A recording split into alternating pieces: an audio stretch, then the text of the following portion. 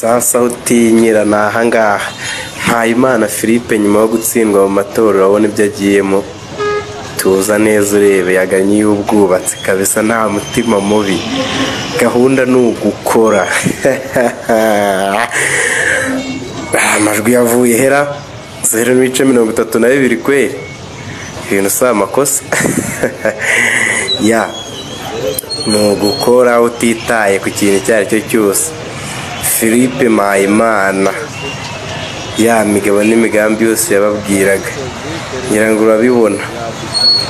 no rwose wo kuvuga ati rwose byo kuba perezida w'u Rwanda wapi biranze ewa ese yiganira y'ubwubatsi abarizwa fresh nta mutima mubi aratuza araga cyo bita gukora akazi gakunze akazi kanoze kandi neza sasa